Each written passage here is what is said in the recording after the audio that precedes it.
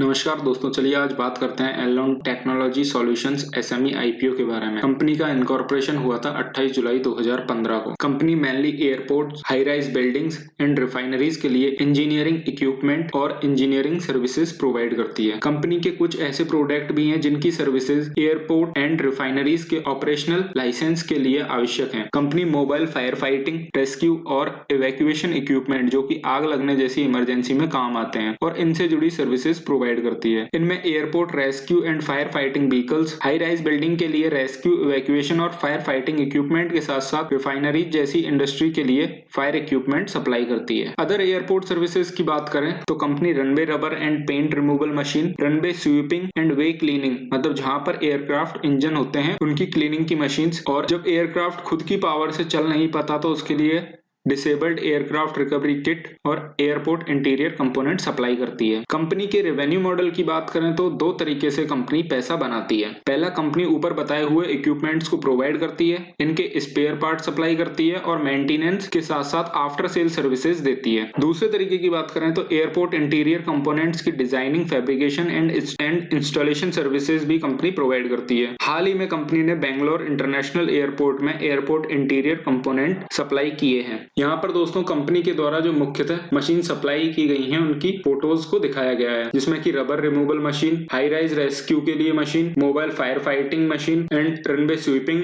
और friction testing system के साथ साथ डिसेबल्ड एयरक्राफ्ट रिकवरी किट भी दिखाई गई है। चलिए दोस्तों, कंपनी के फाइनेंशियल्स की बात करें तो 31 मार्च 2020 को कंपनी का रेवेन्यू था 1381 लाख और प्रॉफिट था 68 लाख और कंपनी की बोरोइंग्स थी 17 लाख की। 31 मार्च 21 की बात करें तो रेवेन्यू था 1444 लाख और प्रॉफिट थे 73 लाख के।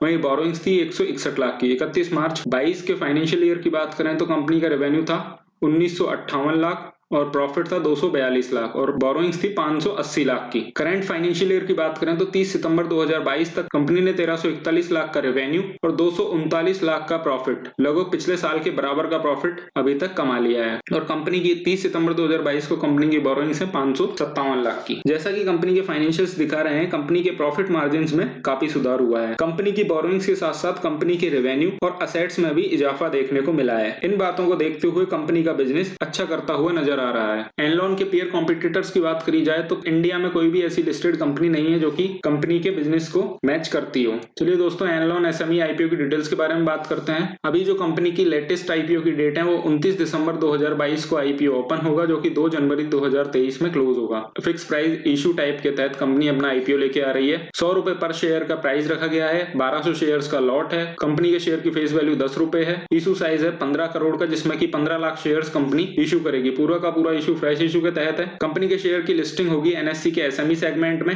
यहाँ पर क्यूआईबी के लिए 50%, एचएनआई के लिए 15% और रिटेल के लिए 35% कोटा रिजर्व रखा गया है। Link in time India company के रजिस्ट्रार हैं। मिस्टर उन्नी कृष्णन एंड मिसेस बीना उन्नी कृष्णन कंपनी के प्रमोटर्स हैं। इस इशू से पहले प्रमोटर्स की शेयर होल्डिंग 94.55% है, जो कि इशू के बाद में 73.24 हो जाएगी। आईपीओ की टाइमलाइन के बारे में बात करें तो 29 दिसंबर 2022 को आईपीओ ओपन होगा, जो कि 2 जनवरी 2023 को क्लोज होगा। अलॉटमेंट की बात करें तो 5 जनवरी 2023 और अमाउंट का रिफंड होगा 6 जनवरी 2023 को।